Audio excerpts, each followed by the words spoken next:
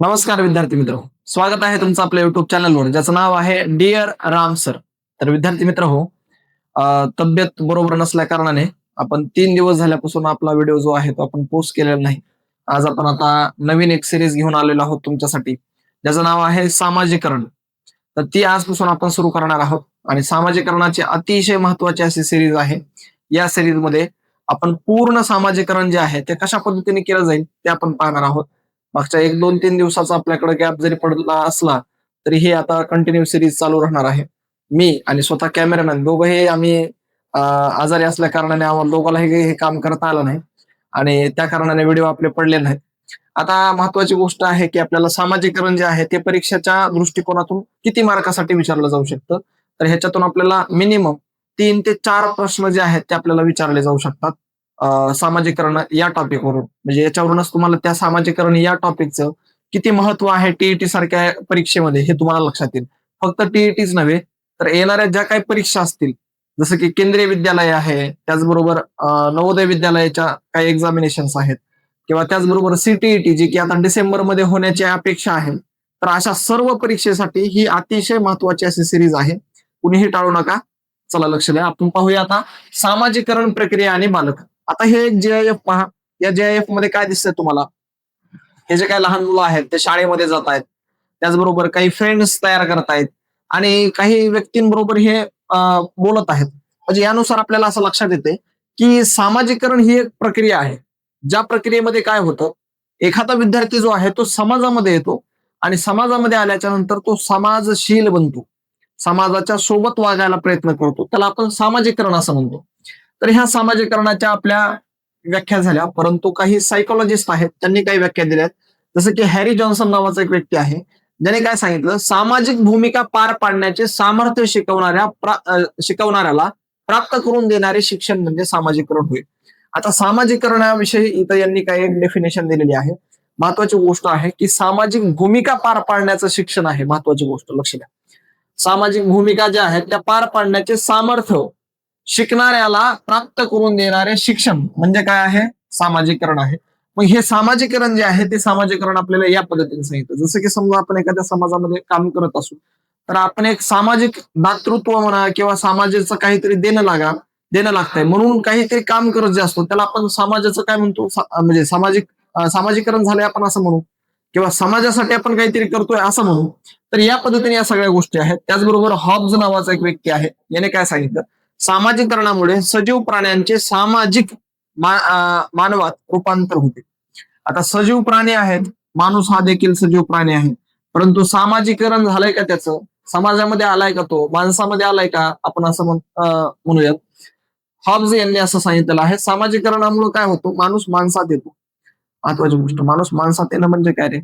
जसं की समजा काय आहे, माणसाची एक प्रवृत्ती आहे की एखादा व्यक्ती जो आहे तो एखादा व्यक्ती कुठल्याही पद्धतीने एकटा राहू शकत नाही. म्हणजे माणूस हा समाजशील प्राणी आहे, समाजामध्ये राहणं त्याला आवडतं. तसा हा समाजशील जर का करायचा असेल आपल्याला, तर सामाजिकरणामुळे काय होतो, तो समाजशील होतो, समाजामध्ये येतो, सजीव प्राण्यांचे सामाजिकरण होते किंवा सामाजिक मानवात रूपांतर होते. हे हॉब्स यांनी सांगितलं. आपण म्हणतो की नाही चलत चलत कधी एखाद्याला, अरे काही माणसात आहेस की नाही बाबा, तू काय बोलताना तर तारतम्य आहे की नाही तुला, काही माणसात वावरतोस की नाही? म्हणजे सामाजिकरण काय आहे, तर माणसात बोलण्याचं एक भान आहे सामाजिकरण. माणसात कशा पद्धतीने आपण बोलावं ह्याचं भान आहे, कशा पद्धतीने वागावं याचं भान आहे. या सगळ्या गोष्टींचं भान म्हणजे सामाजिकरण झालंय आहे का नाही हे आपण त्याच्यावरून ठरवणार आहे. चला पहा, लक्ष द्या. आता महत्वाची गोष्ट आहे, सामाजिकरण जे आहे ते सामाजिकरण वेगवेगळ्या पद्धतीने होत चालत असतं. आता इथे एक जीआयएफ दिसते, याच्यामध्ये काय सांगितलं, या व्यक्तीला विचारलं जातं की अरे फ्रेंड्स बनवायचे कसे? काही काहींना भरपूर प्रॉब्लेम असतो, फ्रेंड्स बनतच नाही त्यांचे. 4-4 जणांसोबत ते लिमिटेड त्यांचा फ्रेंड सर्कल असतं, त्याच्या पलीकडे त्यांचं फ्रेंड सर्कल कधी जातच नाही. काही काही व्यक्ती असे असतात, जिथं जातील त्यांचे फ्रेंड तिथं तयार होत असतात. म्हणजे अशा पद्धतीने काही व्यक्तींना एक फ्रेंड बनवण्याचं वरदानच प्राप्त आहे असं म्हणायला काय वावगं ठरणार नाही. आणि काही व्यक्तींना कितीही तुम्ही त्यांना वेगवेगळ्या ठिकाणी पाठवा, ते कामास काम करतील आणि तिथून लगेच वापस येतील, कुणाला बोलणार नाहीत, काय नाहीत, काय नाही. मग समजा अशा एखाद्या व्यक्तीला विचारलं की बाबा तुझे फ्रेंड कसं काय जास्त होतात, but how do you make friends, एखाद्याला विचारलं तू फ्रेंड्स कसे बनवतोस, तर त्याचं साधं सिंपल उत्तर असतं, I talk to them by moving my mouth and forming words, म्हणजे मी माझं तोंड हलवून मी त्यांना बोलतो आणि शब्द तयार करतो, त्या कारणाने माझे फ्रेंड तयार होतात. म्हणजे महत्वाची गोष्ट काय, आपल्याला बोलावं लागेल लोकांसोबत. आपण जर बोललोच नाही तर आपले फ्रेंड तयारच होणार नाहीत, आणि फ्रेंड नाही तयार झाले तर आपण समाजीकरणामध्ये आहोत असं सांगताच येणार नाही. आता या सगळ्या गोष्टी आहेत. चला पहा, सेल्झनिक नावाच्या एका व्यक्तीने असं सांगितलं होतं की समाजीकरणामुळं उद्दिष्ट कुठले साध्य होतात किंवा समाजीकरणाचे काही उद्दिष्ट काय आहे ते आपल्याला इथं सांगून दिलेत. आता समाजीकरण जर का झालं नाही, हे कशावरून ठरवायचं, हे 4 उद्दिष्ट जर का साध्य करता आले नाही कोणाला, तर समजून घ्यायचं की त्याचं सामाजिकरण व्यवस्थित होत नाही. आता त्यापैकी पहिला आहे शिस्तीचे संस्कार करणे. शिस्त आहे का त्या व्यक्तीला, आपण म्हणतो की नाही जरा शिस्तीत आपण वागलं पाहिजे. आपण एखाद्याच्या घरामध्ये जर का गेलो तर शिस्तीत राहिलं पाहिजे, बरोबर नाही. नवीन एखाद्याच्या घरामध्ये गेल्याच्या नंतर आपण कुठल्याही गोष्टी कुठे बी उचापत्या करायला लागलो तर आपल्याला शिस्त आहे असं म्हणता येईल का? किंवा त्यांना आरातुरं बोलायला लागलो म्हणजे आपल्याला शिस्त आहे असं म्हणता येईल का? नाही. म्हणजे सामाजिकरणाचा पहिला मुद्दा आहे, आपल्याला संस्कार असले पाहिजेत. कशाचे?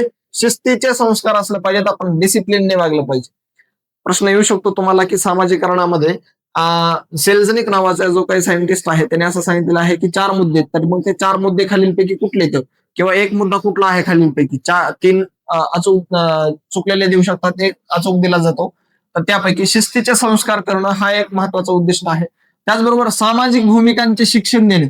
सामाजिक भूमिका काय आहेत, जसं की समजा एक मुलगा म्हणून तुझं कर्तव्य काय आहे, हे ज्यावेळेस एक बाप त्या मुलाला समजून सांगत असेल त्यावेळेस तो व्यक्ती जो आहे किंवा ते जे काही मूल आहे त्या मुलाला, आपण एक समाजामध्ये राहतो, आपल्या एका मुलाचं कर्तव्य आहे, भावाचं कर्तव्य आहे, आपल्याला एका स्टुडंटचं कर्तव्य आहे, आपल्याला एका अजून कुठल्या समजा जे काही नातं असेल त्या नात्याचं कर्तव्य काय आहे, हे नात्याचं कर्तव्य समजून देणारा जो काही हे आहे कौशल्य आहे किंवा जे काही उद्दिष्ट आहे त्याला म्हणायचं आहे सामाजिक भूमिकांचे शिक्षण देणे. उदाहरणार्थ कुटुंब जे आहे, कुटुंबासाठी आपण काय मर्यादित राहू शकतो किंवा एखाद्या देशासाठी आपण काय मर्यादित राहू शकतो किंवा राष्ट्रासाठी, या सर्वांसाठी आपण काय करू शकतो, या सगळ्या गोष्टी ज्या आहेत त्या आपल्याला इथं लक्षात येते. त्याचबरोबर विविध कौशल्य शिकवणे. उदाहरणार्थ संभाषण. माणसाला काही जर नाही आलं तरी लक्षात ठेवा संभाषण व्यवस्थित आलं पाहिजे. जर का समजा एखाद्याला बोलताना आपण व्यवस्थित बोलत नसू, बरोबर नाही, कारण की एखाद्या व्यक्तीची चाचपणी कशावरून केली जाते, तो व्यक्ती चांगला आहे की वाईट आहे त्याच्या बोलण्यावरून लक्षात येतं त्याचे संस्कार कसे झाले, त्याचे विचार कसे आहेत आणि तो कुठल्या पद्धतीने चालतो. त्या सगळ्या गोष्टी आपल्याला कधी समजतात त्याने केलेल्या संभाषणावरून. म्हणून आपल्याला संभाषण जे आहे ते सुद्धा महत्वाचं आहे. त्याचबरोबर संस्कृतीचे संक्रमण करणे. आपली जी काही संस्कृती आहे ती जपण्याचं काम करणं हे सुद्धा आपले एक सामाजिकरणाचं सगळ्यात महत्वाचं गोष्ट आहे. आता बरेचसे जे काही नवीन पिढीचे ज्याला आपण जे जेन झी असं म्हणू थोडक्यात, आता जो काही ट्रेंड चालूच आहे तर त्याच्यानुसार आपण बोलू. जेन झी जे आहे हे बऱ्याचशा गोष्टी मानायला तयारच नाहीत की हे अशा पद्धतीने ह्या गोष्टी आहेत म्हणून. जसं की पिढ्याने पिढ्या वर्ष काही लोक जे आहेत ते संस्कृती जतन करतायत आणि त्या संस्कृती जतन करत असताना काही गोष्टी त्या जेनझीला आवडत नाहीत. मग हे जे काय आहेत हे लोक जे आहेत ते असं म्हणतात की ह्या सगळ्या थोपाड गोष्टी त्यांना मानूच नका. संस्कृती जी आहे ती संस्कृती बाजूला करा, परंतु संस्कृती जर का टिकली तरच आपण टिकणार आहोत हे लक्षात ठेवा. म्हणून संस्कृतीचं संक्रमण करणं हे सुद्धा सामाजिकरणाचं एक उद्दिष्ट आहे. त्याचबरोबर व्यक्तिमत्वाचा विकास करणं आणि सगळ्यात शेवटी जे काय आहे ते सगळं जर का झालं तरच काय होणार आहे, व्यक्तिमत्वाचा एक विकास होणार आहे. आणि हा विकास आपल्याला करायचा आहे म्हणजे सामाजिकरण घडून आणायचं आहे. व्यक्तिमत्व कधी घडेल, ज्यावेळेस आपण सामाजिकरण घडून आणणार आहे त्यावेळेस. त्याचबरोबर आता पुढे पहा, सामाजिकरणाच्या काही प्रक्रिया आहेत. त्या प्रक्रिया वेगवेगळ्या टप्प्यामध्ये होत असतात, वेगवेगळ्या स्तरामध्ये होत असतात, ते आपल्याला पाहायचं. आता लक्ष द्या, आता काय सांगितलं, सामाजिकरणाची प्रक्रिया ही देखील बालपणापासून मृत्यूपर्यंत सतत चालणारी घटना आहे. कशी घटना आहे ही? सतत चालणारी घटना आहे. परंतु कधीपासून? बालपणापासून मृत्यूपर्यंत, म्हणजे आपण जन्मल्यापासून मरेपर्यंत आपल्याकडे सगळ्या गोष्टी ज्या आहेत त्या सामाजिकरणाच्या येत असतात. जसं की समजा अजून एक म्हणजे ही प्रक्रिया जी आहे ही प्रक्रिया अध्ययनासारखी आहे. माणूस हा सतत काही ना काही शिकत असतो, लहानपणापासून मृत्यूपर्यंत सगळं काही शिकत असतो बालपणापासून. सेम ती गोष्ट आहे इकडं, बालपणापासून मृत्यूपर्यंत जो काही व्यक्ती आहे तो काय करत असतो, समाजशील राहत असतो, सामाजिकरण शिकत असतो. आता सामाजिकरण म्हणजे काय आहे हे आपण पाठीमागे पाहिलं, परंतु मृत्यूपर्यंत कसं काय लक्षात येतो किंवा मृत्यूपर्यंत सामाजिकरण कसं काय होतं, ह्याचं उत्तर आता पहा. लक्ष द्या, काय सांगितलं, जर का समजा एखादा व्यक्ती लहान असेल तर त्याच्या सामाजिकरण कसं होत असेल, हळूहळू त्याच्या लेवलला ते सामाजिकरण होत असेल. पहिल्यांदा त्याला फ्रेंड्स बनावं लागतील, त्याच्यानंतर तो शाळेमध्ये गेल्याच्या नंतर त्याचा एक ग्रुप बनेल. तो ग्रुप जो आहे तो हळूहळू पुढे चालून ज्या ज्या पद्धतीने ऍक्टिव्हिटी करेल त्या त्या गोष्टीमध्ये तो व्यवस्थित सहभागी होईल. समजा त्याचा ग्रुप जर काय अभ्यास करणाऱ्या व्यक्तींचा असेल तर तो अभ्यासाची ओढ जास्त लावेल. त्या क्षेत्रामध्ये तो चांगलं यश मिळवण्याचं कीर्ती करेल. जर का समजा एखाद्याचा ग्रुप चोऱ्या करणाऱ्याचा असेल तर तो त्याच्यामध्ये काही उत्क्रांती घडून आणतील. म्हणजे या सगळ्या गोष्टी करते लक्षात ठेवा. सामाजिकरणाच्या गोष्टी ज्या आहेत त्या शेवटपर्यंत चालू असतात आणि याचे अनेक असे स्तर आहेत. ते सगळेचे सगळे स्तर आपण नाहीत पाहणार. जेवढे आपल्याला परीक्षाभिमुख आहेत ते आपण पाहूया. चला पहा लक्ष द्या. आता ह्याचे 4 स्तर फार महत्वाचे आहेत. त्यापैकी पहिला स्तर आहे त्याचा तोंडी टप्पा. पहिला स्तर आहे त्याचा तोंडी टप्पा. दुसरा स्तर आहे बाल्यावस्था. तिसरा आहे अंतर्निहित टप्पा आणि चौथा आहे त्याच्यामधला पौगंडावस्था. तर असे हे 4 टप्पे आहेत जे की सामाजिकरणाचे स्तर आहेत किंवा टप्पे आहेत आपण असं म्हणायला काही अडचण नाही. तर हे टप्पे जे आहेत ते आपण एक एक पाहूया. चला आता तोंडी टप्पा जो आहे तो तोंडी टप्पा काय सांगतो आपल्याला, हा प्रारंभिक टप्पा असून कसा आहे हा महत्वाची गोष्ट, हा प्रारंभिक टप्पा आहे लक्षात ठेवा. पहिला टप्पा आहे जो की आपल्या सामाजिकरणाचा सगळ्यात पहिला टप्पा आहे. सामाजिकरण जिथपासून आपलं सुरू होतो. तर हा प्राथमिक टप्पा आहे. ही जी काही पातळी आहे ती वयाच्या किती वर्षापर्यंत असते, 1.5 वर्षापर्यंतच असते. म्हणजे 1.5 वर्षापर्यंत आपण तोंडी टप्प्याने सगळ्या काही गोष्टी शिकत असतो. आता महत्वाची गोष्ट, समजा एखादं लहान मुलं आहे ते जन्मलं, 1.5 वर्षापर्यंत त्याला बरेचसे काही शब्द जमतात. काही विद्यार्थी जे आहेत ते थोडंसं उशिरा बोलतात. काही मुलं जे आहेत ते उशिरा बोलल्या कारणाने मग त्यांना उशिरा काही शब्द कळत असतील. जसं की समजा एखादं मूल आहे, ते मूल त्याच्या आजीपाशी गेलं आणि आजीपाशी घेतल्याच्या नंतर आजीने समजा चष्मा घातलेला असेल, तर ती मूल काय करते, प्रत्येक वेळेस त्या चष्म्याकडे पाहते आणि आजीला म्हणते ते काय आहे. तर मग आजीने त्याला सांगितलं एकदा चष्मा आहे. तर मग पुन्हा ते परत खेळायला कुठंतरी जाणार, पुन्हा परत येणार, त्याच्या मांडीवर बसणार, पुन्हा नंतर विचारणार आजी ते काय आहे. तर आजीने त्यावेळेस तर रागवायला नाही पाहिजे. एकदा सांगितलं होतं ना तुला चष्मा आहे म्हणून, तो डबल डबल कशाला विचारतोस, असं रागवलं की त्या विद्यार्थ्याच्या डोक्यामध्ये ती स्कीमा फिट बसत नाही. आता तो मूल जे आहे ते मूल काय विचारते तसं, त्याचं कारण आहे ते त्याला जाणून घेते की त्याची स्कीमा जी आहे ते डोक्यामध्ये ठेवण्याचा प्रयत्न करते की त्याचं नाव चष्मा आहे आणि ते असं असं दिसतंय. म्हणजे ह्या पद्धतीने जोपर्यंत त्याला लक्षात येणार नाही तोपर्यंत ते विचारत राहणार. एकदा का त्याने विचारायचं सोडून दिलं म्हणजे त्याच्या डोक्यामध्ये ती गोष्ट आलेली आहे. म्हणजे प्रारंभिक टप्पा काय आहे, त्याला तोंडी टप्पा आहे, ज्या टप्प्याद्वारे त्याला काही माहिती मिळाली जाते. ही माहिती जी आहे ती अतिशय गरजेची असते, शाब्दिक माहिती असते आणि शब्द त्याला कळतात त्याच्यामध्ये. तर मग असे शब्द जे आहेत ते मुलांना वेगवेगळ्या गरजा सुद्धा उत्पन्न करून देतात. मग त्यांच्या गरजा काय असतात, जैविक आणि त्याचबरोबर कुठल्या आहेत, शाब्दिक गरजा असतात. शब्द त्यांना गरजेचे असतात, शब्द देणं गरजेचं असतं. समजा एखाद्या व्यक्तीला पाहिलं त्याने, तर हा कोण आहे तुझा, तर हा काका आहे, हा मामा आहे, हा चुलता आहे किंवा अजून कोण आहे, ह्या सगळ्या गोष्टी आपण सांगणं गरजेचं आहे. जैविक गरजा आहेत त्यांना मुखाद्वारेच त्यांना देणं गरजेचं आहे. जसं की समजा अन्न असेल काय असेल. आता या टप्प्यामध्ये काय होतं, मूल आणि आई यांची ओळख निर्माण करते. आता पहा लक्षात, ओळख सगळ्यात महत्वाची गोष्ट आहे. आई आणि मुलाची ओळख तयार होते. मूल जे आहे ते 1.5-2 वर्षापर्यंत आईला फार चिटकून बसलेलं असतं. त्याला सगळ्या गोष्टी ज्या सगळ्या गरजा ज्या आहेत त्या आईकडून पूर्ण होत चालत असतात आणि त्या कारणाने त्यांची फार जास्त बॉन्डिंग तयार झालेली असते आणि ओळख निर्माण करते आणि आईमध्ये विलीन होते. काय होत आहे त्याच्यामध्ये, आईमध्येच विलीन झालेलं असतं. आईलाच एक विश्व बनलेलं असतं. त्यामुळं आयांनो, आपण जो आहे तो निर्णय चांगला घेतला पाहिजे. आपल्या मुलांसोबत आपण कसं वागलं पाहिजे, त्याचं पहिलं कारण आहे तोंडी टप्पा त्यांचा चालू असताना तुम्ही व्यवस्थित वागलं पाहिजे. तुम्ही जर का व्यवस्थित वागला नाहीत तर तुमचं मूल जे आहे ते सुद्धा तसंच वागायला प्रयत्न करणार आहे. आईने जर का इंस्टाग्राम चालवायला सुरुवात केली तर मुलगा सुद्धा इंस्टाग्रामच चालवेल. आईने जर का समजा टीव्ही चॅनल पाहायला सुरुवात केली, सिरियल पाहायला सुरुवात केली तर मूल पण सिरियल पाहणार. आईने थोडंसं सासूचं करणं सुरुवात केलं की आजीसोबत त्याचे बॉन्डच तयार होणार नाही नीट. म्हणजे या गोष्टीमुळे आपण काय केलं पाहिजे, आईसोबत ते विलीन झालेलं असतं, आईला विश्व मानत असतं. मग आईने सुद्धा चांगलं राहिलं पाहिजे. आता त्याचबरोबर याच्यानंतर पुढे काय सांगितलं, या अवस्थेमध्ये मूल त्याच्या गरजा पूर्ण करण्यासाठी इशारे द्यायला शिकतो. आता कधी कधी पहा लक्ष द्या, एखादं मूल जे आहे ते इशारे द्यायला सुरुवात करते. एखाद्या इशाऱ्याद्वारे ते समजा सांगतो. जसं की समजा पाणी प्यायचं असेल तर असं असं करेल किंवा मग अजून कुठं जायचं असेल तर या पद्धतीने सांगेल की मला जायचंय बाहेर, बरोबर आहे. म्हणजे या पद्धतीने या सगळ्या गोष्टी सांगितल्या जातील आणि त्या कारणाने काय होईल, ते मूल जे आहे ते तोंडी टप्प्यातून ते पुढे जाईल.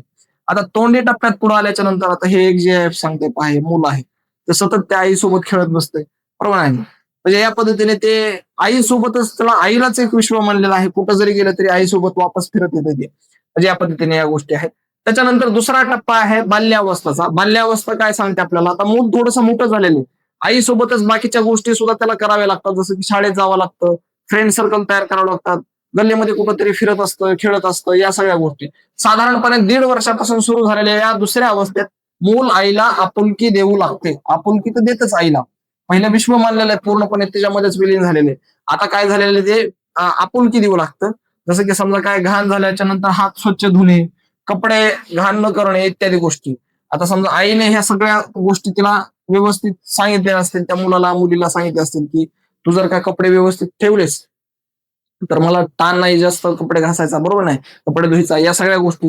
म्हणून आईची सेवा करण्यासाठी म्हणा किंवा आईला आपल्याला कमीत कमी कष्ट देण्यासाठी म्हणा, मूल जे आहे ते हात स्वच्छ ठेवतं, कपडे जे आहेत ते कपडे स्वच्छ ठेवू लागतं, घाण झालेले हात जे आहे ते धुतं. म्हणजे या सगळ्या गोष्टी ज्या आहेत त्या स्वावलंबनाकडे मूल जे आहे ते येत असतं. त्याला बाल्यावस्था असं म्हणतो. मग ह्या बाल्यावस्थेमध्ये ह्या सगळ्या गोष्टी होत चालत असतात. तिथं पण सामाजिकरण झालेलं आहे, लक्षात ठेवा. आपुलकी देणं हे सामाजिकरणाचं उदाहरण आहे. सामाजिकरण झालंय असं आपण म्हणूया तिथं. त्याचबरोबर आता पुढे पहा, या पद्धतीने हे जे काही मूल आहे ते व्यवस्थित त्याचे कपडे जे आहेत ते व्यवस्थित ठेवण्यासाठी मदत सुद्धा करत आहे. त्याचबरोबर पुढे पहा, अंतर्निहित टप्पा किंवा ओळख. थोडक्यात आता पहा, लक्ष द्या, आता इथून महत्वाच्या गोष्टी सुरू होत आहेत. ओळख निर्माण होते किंवा अंतर्निहित टप्पा ज्याला असं आपण म्हणतो, वयाच्या 3 ते 4 वर्षापासून 12-13 वर्षापर्यंत ही अवस्था राहते. किती वर्षापासून विचारलं जाऊ शकतं आपल्याला? 3 ते 4 वर्षापासून 12 ते 13 वर्षापर्यंत ही अवस्था जी आहे ती मुलाच्या ठायी असते.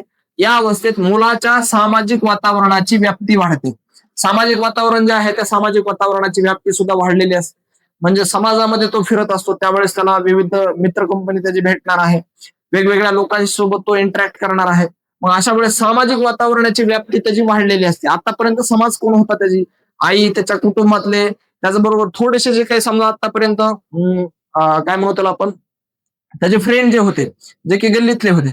आता पहा, लक्ष द्या, महत्वाची गोष्ट इथं काय सांगायला लागलो आपण, किती सांगितलं आपण, 3 ते 4 वर्षापासून 12 ते 13 वर्षापर्यंतची ही अवस्था असते. या मुलांना सामाजिक वातावरणाची व्याप्ती हिथं वाढलेली असते. आता महत्वाची गोष्ट ही आहे, 3 ते 4 वर्षापर्यंतचे जे मुलं आहेत ते आता इंग्लिश स्कूलमध्ये जातात. आता ज्यावेळेस हे सायंटिस्ट त्या गोष्टी सांगितलेल्या आहेत सामाजिकरणाच्या, त्यावेळेस फ्रोबेल नावाचा जो सायंटिस्ट होता, त्या फ्रोबेल नावाच्या सायंटिस्टने असं सांगितलं, निदान 6 वर्षापर्यंत मुलांना शाळेत पाठवूच नका. आता मात्र आई वडिलांना किंवा सगळ्याच व्यक्तींना अशी गडबड झाली म्हणा, 3-4 वर्ष झाले की मुलांना LKG, UKG, नर्सरी सारख्या एखाद्या इंग्लिश स्कूलमध्ये कुठेतरी पाठवायचं आणि जेणेकरून त्यांच्याकडून अभ्यास जो आहे तो करून घ्यायचा. तर ह्या सगळ्या गोष्टी योग्य अयोग्य त्याच्यासाठी आपण पुन्हा नंतर कधी डिस्कशन करू. चला पाहायला द्या, तो स्वतःच फिरू लागतो, इकडं तिकडं फिरणं, काही नवीन गोष्टी जाणून घेणं, हे मुलांच्या ठायी आता आलेले गुण असतात. एखाद्या विद्यार्थ्यांसोबत शाळेमधल्या मैत्री करणं किंवा त्या मित्राच्या घरी जाणं, त्यांच्या कुटुंबासोबत माहिती करून घेणं, ह्या सगळ्या गोष्टी ज्या आहेत त्या तो करू लागतो. तो स्वतः फिरू लागतो, कुटुंबातील आणि समाजातील इतर सदस्यांशी मैत्री करू लागतो. म्हणजे इतर सदस्य जे आहेत, पाहुणे रावळे आले असतील त्यांच्यासोबत मैत्री करणार किंवा मित्र असतील त्या मित्रांच्या कुटुंबासोबत तो मैत्री करू लागतो. या सगळ्या गोष्टी या टप्प्यावर मूल त्याच्या लिंगानुसार वागू लागते आणि त्यानुसार विविध सामाजिक गुण शिकतात. आता पहा, लक्ष, लिंगानुसार इथं वागायला सुरुवात करतो. कोणानुसार? लिंगानुसार. जर का समजा मुलगा असेल तर मुलगा काय करणार आहे, बाहेरच्या कुठल्या तरी एखाद्या मुलासोबत तो काय करेल रे, मैत्री करेल. मुलगी असेल तर मुलीसोबत मैत्री करेल किंवा मुलगी असेल तर ती घर कामामध्ये थोडीफार आईला मदत करेल. आता हा एक जेंडर स्टेरिओटाईप सुद्धा आपण म्हणू शकतो की मुलींनी घरातले कामं शिकून घेतले पाहिजेत, मुलांनी बाहेर हिंडलं पाहिजे. अशातला काही भाग नाही. मुलं सुद्धा घरातले कामं शिकू शकतात आणि मुली सुद्धा बाहेर जाऊ शकतात. कुणीही कुठल्या गोष्टी करू शकतो, याला काही बंधन नाही. तर यानुसार त्यांच्या लिंगानुसार ते कामं शिकू लागतात आणि त्यानुसार ते विविध सामाजिक गुण जे आहेत ते पण शिकून घेतात त्यामध्ये. याच टप्प्यावर मूल शाळेत पण जाऊ लागतं. आता हे टप्पा फार हे आहे की ज्या टप्प्यावर काय होऊ शकतं, मूल शाळेमध्ये जायला सुरुवात करतो. तिथून सगळ्यात महत्वाची त्याची सोशलायझेशन प्रोसेस जी आहे ती वाढू लागते. जसं की समजा ह्या बाहेर जे बसल्यात आणि यांच्या आजूबाजूला सगळ्या मुली आहेत, या यांच्याकडून बोरं वगैरे आहेत, ते काय करतात, त्यांच्याकडून घेतात. मुलं जे आहेत ते काय करतात, अशा पद्धतीने फ्रेंड्स तयार करतायत. या पद्धतीने हे बाहेरच्या वातावरणासोबत इंटरॅक्शन यांचं चालू आहे. म्हणजे याच्यानुसार आपल्याला लक्षात येते की मुलं जे आहेत ते काय करतायत रे, सामाजिकरण घडून आणतायत. आता याच्यामध्ये पहिली गोष्ट म्हणजे काय, एक नंबरला आपण इथं लक्षात घेतली पाहिजे, ती म्हणजे काय रे, बाहेर गेल्याच्या नंतर एक तर त्यांना काय कळायला पाहिजे, सगळ्यात पहिली गोष्ट ती म्हणजे काय, संवाद होतोय. काय होतोय सांगा, संवाद. संवाद झाला म्हणजे काय होणार आहे, यांच्यामध्ये विचारांची देवाणघेवाण होणार आहे. समजा या महिलेकडे गेल्या, त्या महिलेसोबत यांनी संवाद साधला की आम्हाला जे काय आहे तो एक कप तुम्ही जर का 2 रुपयाला देत असाल तर 1 रुपयालाच द्या. मग ही जी काय महिला आहे ती महिला काय सांगेल त्यांना की मला 1 रुपयाला जर का हा कप द्यायचा म्हणलं तर मला परवडत नाही, मला डोक्यावरून ते घेऊन यावं लागतं. मग ती बोरं कुठं आहेत, त्या बोरीमध्ये शिरवून त्या सगळ्या बोरी ज्या आहेत त्या काढाव्या लागतात, काटे टोचतात, सगळ्या काही गोष्टी आहेत. हे हिचं दुःख व्यक्त करणार आहे. ह्या मुली ज्या आहेत त्या मुली काय करत असतील, ह्या दुःख समजून घेत असतील. म्हणजे थॉट जे आहे किंवा थिंकिंग जी प्रोसेस आहे, ही थिंकिंग प्रोसेस काय होणार आहे, एक्सचेंज होणार आहे. मग ही थिंकिंग प्रोसेस जर का एक्सचेंज झाली तर एक्सचेंज झाल्यानुसार यांच्यामध्ये नॉलेज जे आहे ते सुद्धा एक्सचेंज होणार आहे. यांच्यासोबत सिम्पॅथी होऊ शकते. मग ही सिम्पॅथी झाली तर या सगळ्या गोष्टीमधून सोशलायझेशन सुद्धा होऊ शकतं. तर हे अशा पद्धतीने सोशलायझेशन होतंय. त्याच्यानंतर पौगंडावस्था आहे, हा एक शेवटचा टप्पा आहे पौगंडावस्थेचा. तो 12 ते 13 वर्षापासून वयाच्या 21 वर्षापर्यंत टिकतो. आता वयाच्या किती वर्षापर्यंत टिकतोय तो, 21 वर्षापर्यंत टिकणारा हा टप्पा आहे. त्याचबरोबर समाजशास्त्रज्ञ आणि मानसशास्त्रज्ञ यांनी ही पातळी अत्यंत महत्वाची मानलेली आहे. पौगंडावस्था ही अशी अवस्था आहे, लक्षात ठेवा, की ज्या अवस्थेमध्ये जिथं लाथ घालीन तिथून पाणी काढीन अशी ही अवस्था आहे. म्हणजे ही वादळी वाऱ्याची स्थिती आहे असं म्हणलं तरी काही अडचण नाही. यामध्ये बरेचसे काही व्यक्ती आहेत ते डगमगतात आणि काही जे आहेत ते स्थिर पण राहतात. या वादळामध्ये जर का स्थिर राहिलं तर मग पुढचं जे काय आहे आपण कितीही आयुष्यामध्ये वादळ येत राहिले तरी त्याच्यामध्ये स्थिरच राहणार आहेत. फक्त इथं स्थिर राहिलं पाहिजे पौगंड अवस्थेमध्ये. चला, त्याच्यानंतर काय सांगितलं, या अवस्थेत मुलात स्वतःहून शिकण्याची जिज्ञासा जागृत होते. जिज्ञासा जी आहे ती जिज्ञासा जागृत झालेली असते या मुलांमध्ये. 11वी 12वी किंवा 10वी सॉरी किती वर्षापर्यंत, 12 ते 13 वर्षापासून वयाच्या 21व्या वर्षापर्यंत, म्हणजे 11वी 12वी पर्यंतचे जे काही विद्यार्थी आहेत यांच्यामध्ये जिज्ञासा प्राप्त झालेली असते. हे असं का बरं, सरांनी आपल्याला शाळेमध्ये असा असा प्रयोग सांगितला, मग त्याचं उत्तर किंवा ते प्रयोग असेच का होतात, तर ह्या सगळ्या गोष्टी ज्या आहेत त्या आपल्याला इथं सांगाव्या लागतात. त्याचबरोबर ही पातळी सामाजिक व मानसिक दृष्ट्या तणावपूर्ण आहे. आता पाहायला लक्ष द्या, मानसिक आणि सामाजिक दृष्ट्या कशी आहे, ही तणावपूर्ण आहे. जसं की समजा मानसिकरित्या कसं काय तणावपूर्ण आहे, शाळेमध्ये गेला तर शाळेतला अभ्यास आहे, घरचे काही गोष्टी आपल्याला करण्यापासून रोखतात तर तिथं आपल्याला मानसिक त्रास होतो. आता समजा आपल्याकडं मोबाईल आहे तर तो मोबाईल शाळेतून आल्याबरोबर आपण समजा आपल्या पाल्य घरामध्ये पाहतोय मोबाईल आणि आपण त्याच्यावर रागवलो तर त्याला मानसिक त्रास होतो, मानसिक दृष्ट्या तो कष्टी आहे. त्याचबरोबर शारीरिकरित्या सुद्धा यांच्यामध्ये भरपूर बदल होत चालत असतात. आणि हे जर का बदल झाले तर त्यांच्यामध्ये हे बदल झाल्या कारणाने मानसिक दृष्ट्या ते काय होतात, थोडेसे डिस्टर्ब होऊन जातात की हे बदल आपल्यासोबतच व्हायला लागलेत त्या. हे सगळे जे काही बदल आहेत ते त्यांना माहित नसतात आपल्या शरीरामध्ये होत आहेत आणि हे सगळे त्याच्यामधून जात असतात. या अवस्थेत अनेक शारीरिक बदलही घडतात, आताच आपण बोललो बदल घडतात आणि त्या बदलांशी जुळून घेण्यासाठी वर्तनाचे नवीन मार्ग शिकावे लागतात. आता पाहायचं, बदल होत असतात परंतु बदल होत असताना त्यांच्यामध्ये ते जुळून सुद्धा घेता आले पाहिजेत आपल्याला आणि त्याच्यासाठी काही नवीन वर्तन सुद्धा करता आलं पाहिजे. तर ह्या वर्तनाचे जे काही नियम आहेत ते आपण याच्यामध्ये डिस्कस करणार आहोत. त्याचबरोबर काय सांगितलं, कुटुंबासोबत तो शैक्षणिक संस्थेतील नवीन आणि अपरिचित सदस्य, क्रीडा मित्र, परिसर आणि समाज यांच्या संपर्कात येतो. आता ह्याची व्याप्ती जी आहे ती फार जास्त मोठी झालेली आहे. शाळा असेल, शाळेतून कधी आंतरजिल्हा एखादी स्पर्धा असेल तर त्या स्पर्धेमध्ये जातो. मग त्या सांघिक प्रवृत्ती ज्या आहेत त्या डेव्हलप होतात त्यांच्यामध्ये. म्हणजे याच्यानुसार त्यांच्यामध्ये ग्रुप जे आहेत ते स्ट्रॉंगर होत चालत असतात. ह्याला आपण गँगेज असं म्हणायला सुद्धा काही अडचण नाही. इथं जे काही फ्रेंड्स तयार होतात ते फ्रेंड्स आपले लाईफ लॉंग टिकायला सुद्धा काही अडचण नाही. कारण की इथं जे काही विचार आहेत ते थोडेसे जरा स्ट्रॉंग आलेले असतात. कुठलीही गोष्ट करण्यासाठी जोमाने सगळेच तयार झालेले असतात. तर हा टप्पा जो आहे तो पौगंडावस्थेचा टप्पा आहे आणि अतिशय महत्वपूर्ण टप्पा आहे. चला आपण आता दुसरा पाहूया काय सांगितलं पुढं. त्याचबरोबर आता हे जसं की समजा क्युरियोसिटी आहे, आपल्याला हे जाणून घ्यायचंय, म्हणजे आपल्याला त्याच्यातून नुकसान झालं तरी हरकल, परंतु आपण काय करायचंय, जाणून तर घ्यायचंय आपल्याला. जसं की ह्याने समजा बटन दाबलं, हे बटन दाबल्याच्या नंतर काय होतंय, तर अशी किक येते की ते नुकसान सहन करायला तयार आहे, परंतु तो जाणून घेणार म्हणजे घेणारच. तर ही जी काही क्युरियोसिटी आहे ही क्युरियोसिटी यांच्यामध्ये डेव्हलप झालेली असते. आता आपण सामाजिकरणातील घटक जे आहेत ते आपण नंतरच्या व्हिडिओ लेक्चरमध्ये पाहूया. तर विद्यार्थी मित्र हो, असेच जे काही व्हिडिओ आहेत तुम्हाला जर का आवडत असतील तर कमेंट बॉक्समध्ये नक्की सांगा. तुम्हाला या चॅनलवर आल्याच्या नंतर तुम्हाला कितपत फायदा झाला याही गोष्टी तुम्ही कमेंटमध्ये सांगू शकता. त्याचबरोबर जास्तीत जास्त विद्यार्थ्यांपर्यंत हे चॅनल पोहोचवा, जेणेकरून तुम्हाला त्या विद्यार्थ्यांना टीईटी परीक्षा क्रॅक करण्यासाठी याची मदत होईल. धन्यवाद.